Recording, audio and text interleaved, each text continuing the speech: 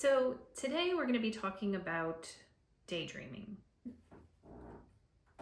sounds like a forehead. I didn't. No, it's the stool. Picture this. You're in a meeting and somebody's talking and you're not listening. You may be daydreaming about your next vacation or how you need to schedule that next vacation. Or you may be daydreaming about how you wish you were in another job. Maybe your own business. You're just sitting there thinking about how you wish you were anywhere but where you are, right? Well, here's what I want you to consider. I want you to think about the fact that those dreams may be more than daydreams. It actually might be your brain telling you, pay attention, this is what I want to do, or you're doing something I don't want to do anymore. Okay? All right, let's dive in. We're talking about career daydreaming today. So yes, one thing I've noticed with these daydreams, I mentioned this in my last video, is that I hear women share their dreams with me and then they quickly will dismiss them and just say, I can't do it. And I'm the person that says, why not? Tell me your reasons. Let's see if they're true. So we're going to talk about why you're convinced you can't have it and then how you actually can. And what you can actually do to start making that dream real without like blowing your entire life up, okay? So first, let's talk about that voice that says you can't. I mean, we've all been there, right? I mean, I have too. Yes, I have gone through some fears and I encourage and help other women do that too, but I still have them. This YouTube channel is a really good example. I have dreamt about doing this for 7 years and I just couldn't stop thinking about it. And the voice, the noise was getting louder and louder and was like, you need to just go ahead and do it because it's never going to be the right time. It's never going to be perfect. You're just going to have to learn as you go. So that's what we're doing. So I want to start hearing women say that they can do it and stop making excuses. So many smart, capable, like compassionate women who have so much to give to this world that just shut down these dreams because of the voice in their head and that fear that comes up. We're going to dive into 7. So let's talk about 7 common reasons that I hear women say that they can't do something or that they can't change careers. So number 1. So fear of the unknown, right? The what if I fail? What if I leave something that was fine and now I'm in something that I thought was going to be great and it turns out not to be so great. I mean, this is a great example, the YouTube channel that I'm doing now. I still have tons of fear, right? This is a very vulnerable thing to do that anybody can see, anybody can comment on, and you just have to put yourself out there and give it a try. I would rather know and try and know that I did my best to do what I wanted to do than to have not tried at all and to keep wondering and to keep have it nagging me over and over again. And then the flip side of that is I'd like to question and ask you, what if it turns out better? What if it's better than you expect? What if it's better than you think it could be? And of course, what if it's better than what you are doing currently? Number 2, the golden handcuffs. Now you can Google this and get a little quick definition. I've even done a blog post on that on my website, coachingwithmeghan.com. And that's Meghan with an H. Don't forget that H, you know, Meghan is spelled all kinds of ways. So the golden handcuffs, like my pay is great. I have great benefits. I have great vacation, whatever it is, the things that are important to you.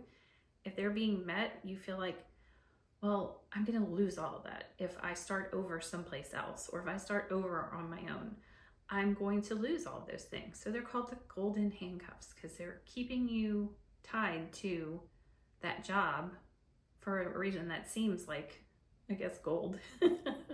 Just because you have great pay, great benefits, doesn't mean you are tied to that job forever. And it doesn't mean that other places won't offer you the same or better. How do you know if you don't even look, right? All right, number 3, the sunk cost fallacy. Have you heard of this one? I'll hear people say things like, I put years into this career. I can't just walk away from it. Or I put so much money into the degree that I earned. Or time usually has to do with it. Time, money are common factors in the sunk cost fallacy. But here's what I have to say about that. It's never wasted. It is the experience you have at that place or the degree you got. Those things are going to follow you and come with you wherever you go. Those are experiences that no one can take away from you or replace them. You're just going to continue to grow. Number 4, it's not the right time. I mean, when is it? Maybe the timing's not great right now. I think you could always give yourself a reason to wait. You can always come up with an excuse. I mean, there really are excuses most of the time of why you shouldn't right now. There may be some truth to some of your reasons, but are those things absolutely keeping you from doing it, right? I'd say with this YouTube channel, one of the things I kept putting it off for was like, where am I doing this? What am I doing it about? And I was, now that I'm an empty nester, maybe you didn't know about that about me yet. So now that my kids are both out of the house, I do have some, I have more flexibility as to where I'm doing it and when I'm doing it. So, could I have done it when they were here? Sure. But it was one of my excuses. But I have many more excuses. And I could have listened to those, but I chose to stop listening to all of that and just do it. I think perfect timing is a myth, and something's always going to come up. So why not go for it? Okay, number 5, I'm too old. Look at me. Look at me. I have to remember I'm talking to the mic so the podcast can hear this too. No, you are not. Okay? I changed my career in my 30s. I changed it again in my 40s. I'm now in my 50s and not afraid to change again if I had to or wanted to. And if you just search, just Google for women who have changed careers in the 60s, 70s, 80s, gone back to school if they had to, if wanted to. Some people who did not get their degrees and they wanted to, and that desire never went away. You'll see them going back to school in their 60s, 70s, because maybe they said it wasn't the right time for a long time, and that was why they kept putting it off. Anyway, you're never too old. I was just doing some research on YouTube while I was preparing for this and saw someone's vlog. I can't remember the person or else I would mention them here. But the comments were like crazy because it was all of these women commenting about what they've done in their, like I just said, 40s, 50s, 60s, 70s, 80s, and starting new businesses in their 80s. Things that they either used to do and stopped doing for some reason. And there were so many examples. It's very inspiring. So if you need a little inspiration as to why you're not too old, just go look it up. It's there, I promise. Number 6, I haven't been at my job long enough. False, okay? I was actually just looking at something the Harvard School of Business put out about this. And it's become more common for employers to see small gaps in resumes or to see that maybe you did make a change. There's some myths are like, oh, you have to stay someplace for 2 years or at least need to make it to a year. While all of that can be nice, if something happens, sometimes circumstances change. Maybe you need to move, maybe you have a baby, maybe there's a family emergency, things happen. Or maybe it's just you get into a horrible work situation or it's toxic or whatever. There's an endless number of things it could be. Those are things that you can easily explain if you're in an interview and it gets questioned. You just explain why there's a gap. Do you really want to work for somebody who doesn't want to hire you because you had to take off of work after you had a kid or because one of your parents was sick? I don't know. I want to work for somebody who understands that. My boss understands. My boss is me. So let's hope that they're looking for the good fit, right? A good fit between you and the position and the company, and not so much at why you were at a job for less than 2 years, less than 1 year, or maybe why you had to take a few months off. And number 7, who am I without this job title? Oh, I feel this so much. I mean, when I left my nursing career and became a coach, I literally had to practice saying, I'm a coach, I am a coach, I am a coach, because I was so used to introducing myself as a nurse, which people immediately have a concept of what you do, that when I would introduce myself as a coach, people are like, doing what, and then career coach, okay, they get a better idea of what you do. But I initially didn't know I wanted to be a career coach. So anyway, I found myself introducing myself at like networking events, being like, oh, when they say, so what do you do, Megan? Oh, well, I was a registered nurse. Now I am a coach. And I might give a little bit more to that. And they didn't need to know that part. So I learned to lead with what I do now. And then part of the story behind it is that I was a teacher, I was a nurse. But our identities are so tied to what we do for a living, especially if we've been doing them for a long time. And it really can mess with your head a little bit when you're going through that transition. And that is something I help people with when we're coaching. I want you to remember that you're not your job, you're not your resume. You are a full, well-rounded person with lots going on in your life to share. It's just unfortunate that small talk usually starts with something about, tell me what you do. What do you do for a living? What kind of work do you do? You know the questions. So let's get back to that daydream. So what do you do with it? I think a good place to start, and you'll learn this from me, is journaling. I am a big proponent of journaling. I actually created my own journal that I sell. I'm not selling that to you right now. But journaling helped me grow so much. I really got into it about 6 or 7 years ago. And I really find that when you're writing, you're going to write more than just the thoughts. Does that make sense? Things will come to you as you write that you didn't know were in there. And so when you're daydreaming about different things you want to do, write about it.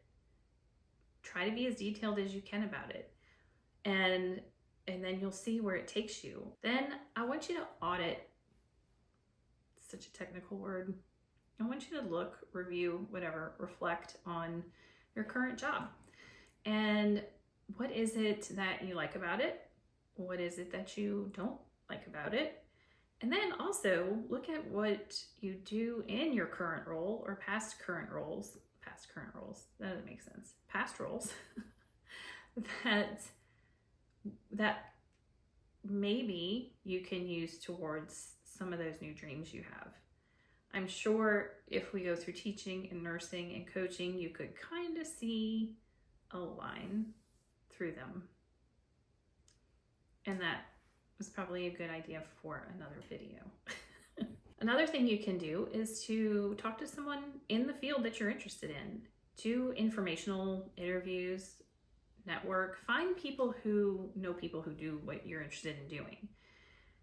This way you actually get to get real-time, real-life advice, maybe volunteer within organizations that do what you want to do, and you can get some real feedback in real time, real life, as to whether that's the right fit for you or not, without having to quit your job and start the new one.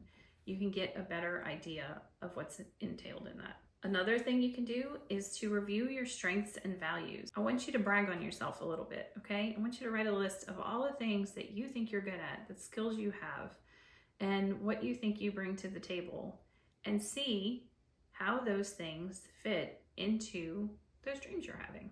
Not to mention, it'll also just help you kind of get a better feel for who you are now, right? We change over time. So what's that look like? So I just encourage you to take one little step towards whatever that dream is. Maybe it's taking a class, and I don't mean college class. It doesn't have to be that intense or serious. Just depends on what that dream is that you have. But what are the things that you can do to get some real facts, data about what you're interested in? This is something that my clients do between sessions. We'll have come up with goals or some steps they can take in between, and that way they know how to move forward the next time. Take action, even if it's just Googling. We have so much information at our fingertips. I find so many people will just keep the dreams stuck in their head without actually getting good hard facts on how to accomplish them, or if they can, or if it's something they really want to do. And I'll have people come back to me after doing a little bit of research, and they'll go, you know what? I changed my mind. After further research, I don't want to do it anymore. Like, it's not what I want to do. Maybe they don't want to take the steps needed. Maybe they do need a degree in something, or it's going to take too much training, and they're like, nah, I don't want to do that. I just want to find something that I can kind of transition into. And that's great. It's feedback. It's information. It helps you move forward. So just remember, you don't need a 5-year plan, a 10-year plan. You don't even need a 2-year plan right now. You just need to move forward. Now, as a coach, I'm going to tell you that coaching would help you with accountability. It helps you with perspective. It helps you with structure. It helps you come up with the plan to actually move forward instead of just having that dream stuck in your head for years and years and doing nothing with it, right? But I also want to just inspire you and encourage you to go out and make these changes on your own. So just remember that daydream is not a distraction. It is the universe, so to speak, telling you to pay attention, that maybe there's something more out there for you. There's something different out there for you. I do have some free guides on my website, which I will link in the show notes, that can help you get started with the first steps to a new career. And that is at coachingwithmegan.com and that's at coachingwithmegan.com/freebies. I will link it in the show notes, both on YouTube and on the podcast. And I hope wherever you're watching, listening to this, that you have enjoyed this episode. Go ahead and subscribe to my channel. Follow me if you're listening on a podcast. And I can't wait to continue this journey with you. This is only video number 2. And like I said, it's not all going to be career related. Most of my podcast stuff is more career focused because that's what that podcast evolved into. But you know what? Like I said, I'm not afraid to change things. So we'll see where this leads me. It's a journey you can take with me. Subscribe, like, and I'll see you next time. Bye.